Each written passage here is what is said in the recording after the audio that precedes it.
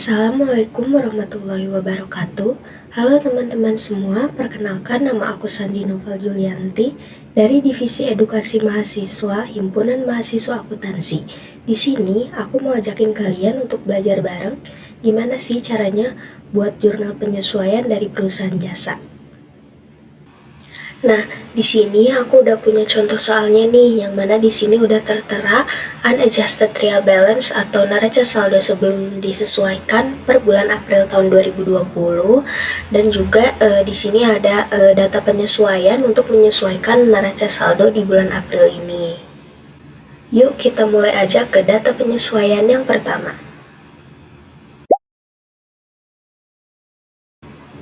Nah, di data penyesuaian yang pertama ini kita akan menyesuaikan supplies pada perusahaan. Nah, di data penyesuaian ini dijelaskan bahwa ternyata supplies yang tersedia pada akhir tahun periode itu hanya ada 8.100 nih. Nah, kita juga perlu tahu di unadjusted trial balance, supplies yang tersedia itu ada berapa.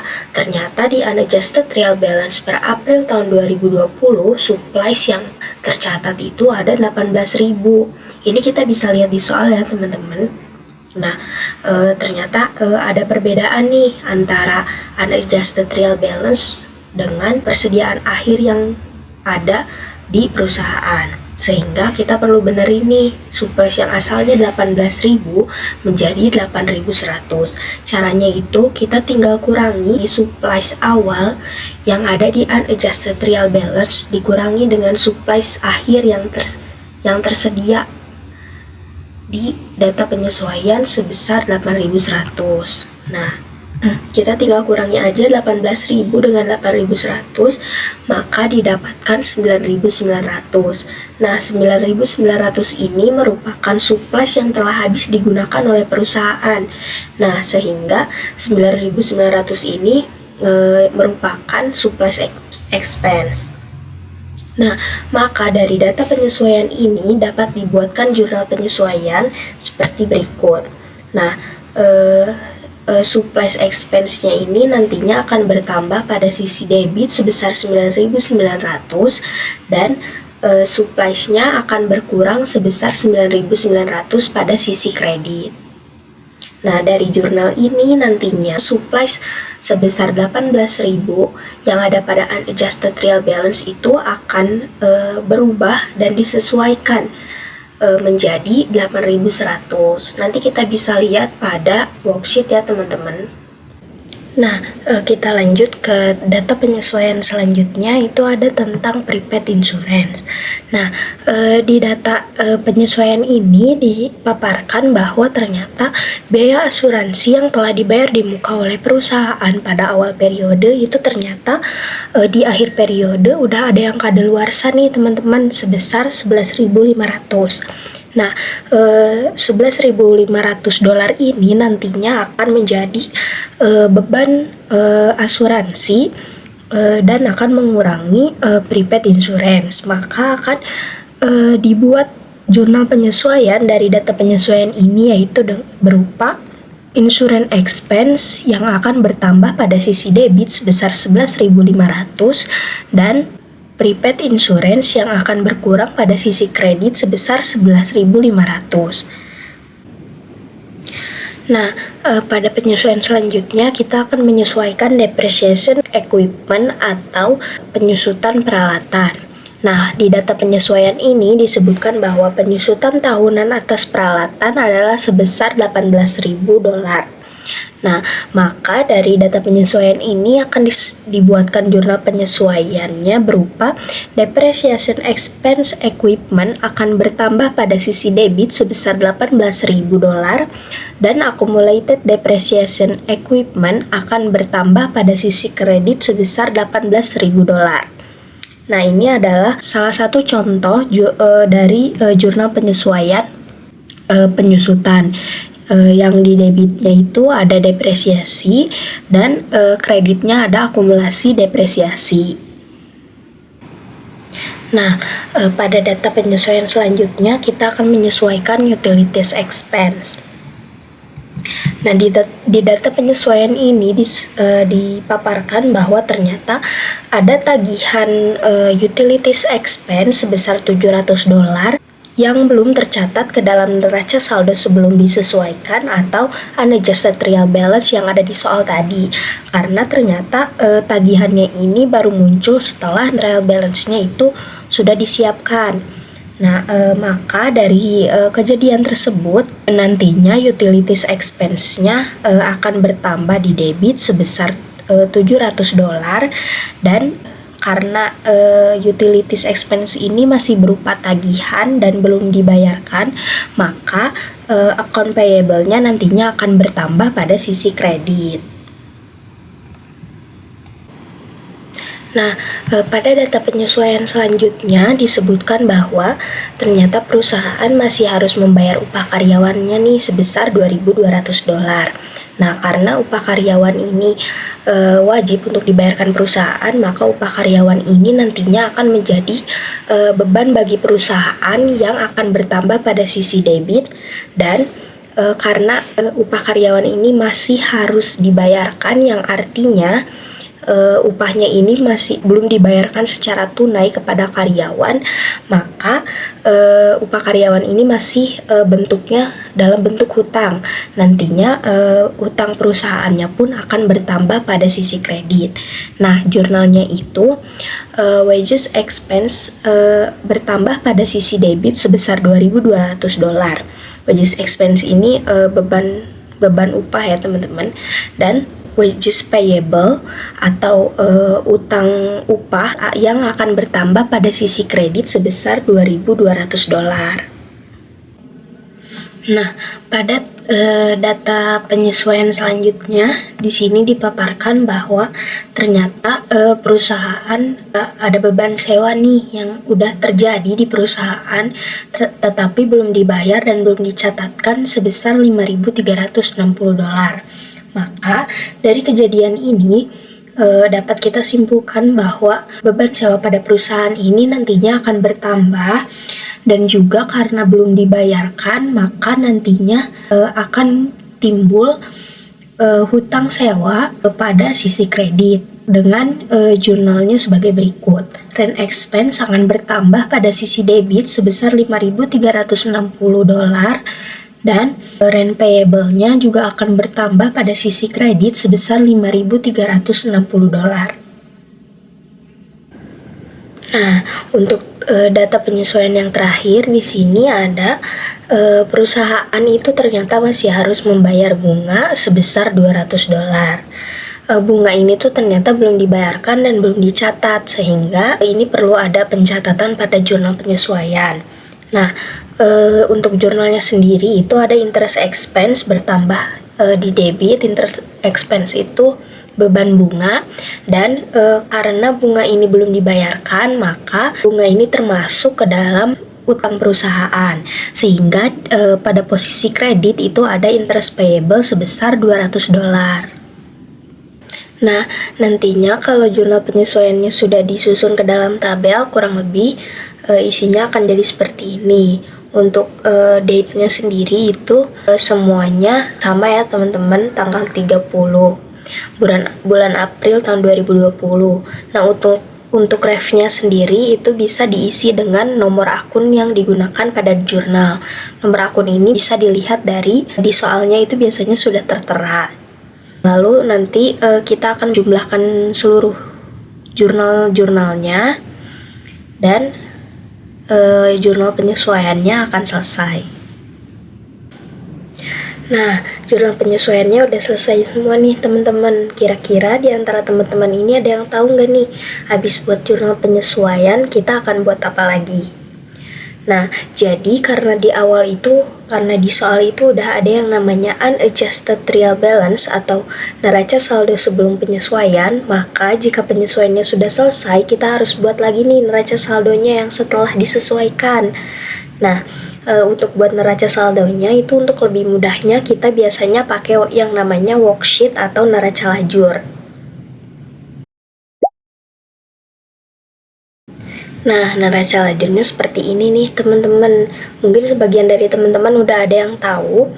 Jadi neraca lajur ini biasanya digunakan untuk mempermudah kita untuk membuat laporan keuangan. Neraca lajur ini juga membantu kita untuk meminimalisir kesalahan-kesalahan, dan neraca lajur ini juga akan memberikan gambaran keuangan yang lebih lengkap. Jadi, yuk kita belajar gimana sih caranya untuk isi neraca lajur. Nah, untuk tabel neraca lajurnya itu ada banyak kolomnya ya teman-teman.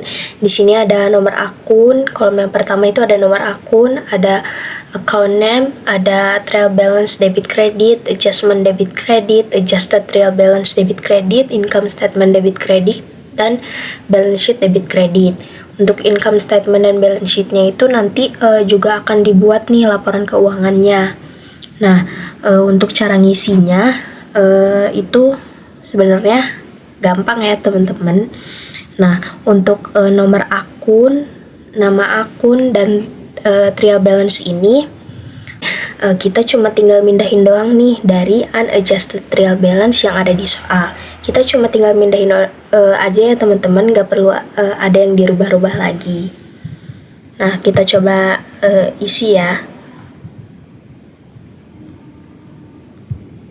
Nah, jadinya seperti ini ya teman-teman. Ini semua tuh sama banget kayak yang unadjusted trial balance yang ada di soal. Jumlahnya juga sama.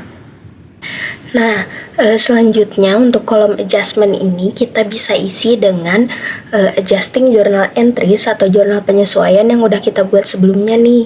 Nah, kita perlu hati-hati nih dalam mengisi kolom adjustment ini. Jangan sampai posisi debit kreditnya salah atau ketukar. Aku coba kasih contoh ya. Di jurnal yang pertama ini ada supplies expense sebesar 9.900 di debit. Maka kita akan isi supplies expense di debit sebesar 9.900. Nah, selanjutnya ini ada supplies sebesar 9.900 pada posisi kredit. Nah, kita isi supplies pada posisi kredit sebesar $9.900. Nah, selanjutnya ini ada insurance expense sebesar $11.500 di debit. Kita cari insurance expense ini di posisi kredit tadi ya, $11.500. Lalu ini ada prepaid insurance sebesar $11.500 di kredit. Tadi prepaid insurance ini sebesar $11.500.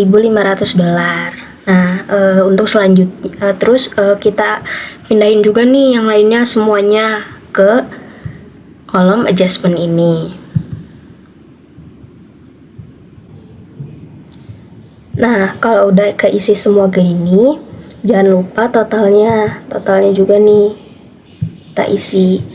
Pastiin totalnya ini harus sama dengan yang ada di adjusting journal entries atau jurnal penyesuaian. Karena udah sama, selanjutnya tentunya kita akan ngisi nih jurnal neraca saldo setelah penyesuaiannya. Nah, untuk isi neraca saldo setelah penyesuaian ini kita perlu hati-hati juga ya teman-teman. Jangan sampai kita salah penempatan debit kreditnya atau kita salah menjumlahkan atau mengurangi. Nah, aku coba kasih contohnya ya. Di sini pada akun cash itu ada nominal sebesar 9.000 di posisi debit di trial balance ini.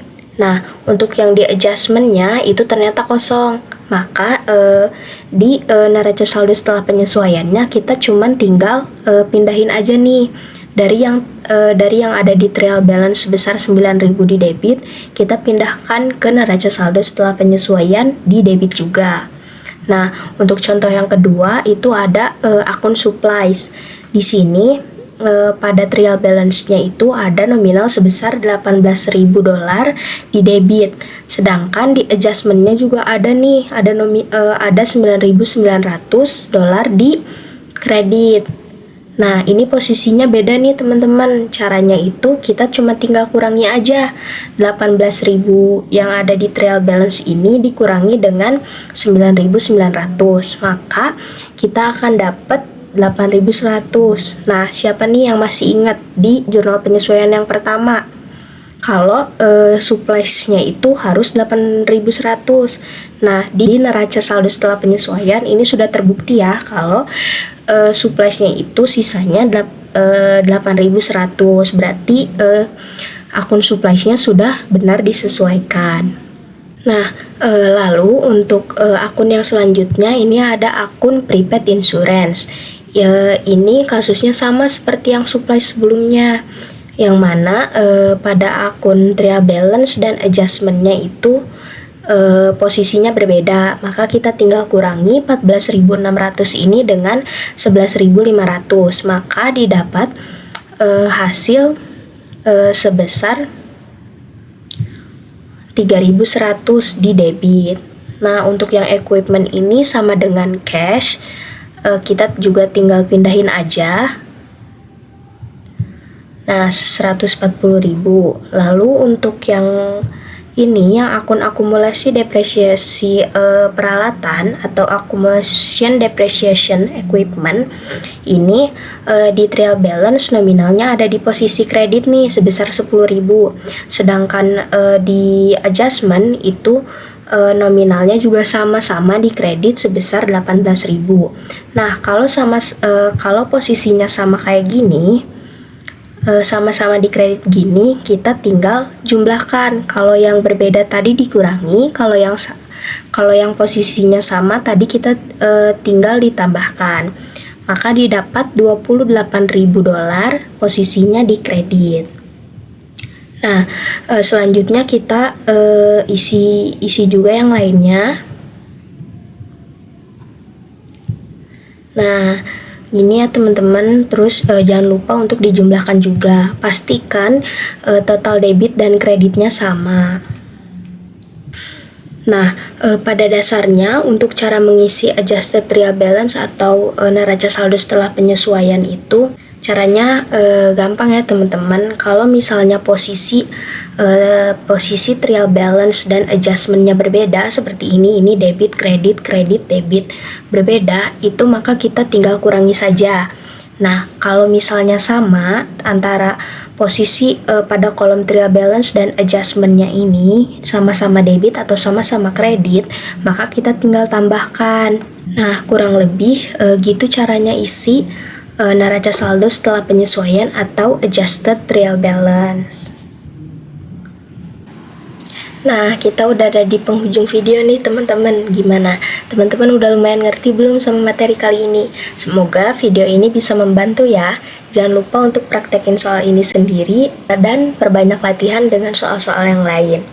Oh iya, teman-teman tahu nggak nih, sebenarnya soal ini juga belum selesai loh. Kita juga harus buat laporan keuangannya nih dari jurnal penyesuaian yang udah kita buat. Kalian penasaran gak nih gimana caranya buat laporan keuangan dari jurnal penyesuaian yang udah kita buat kali ini? Stay tune terus di YouTube kita ya.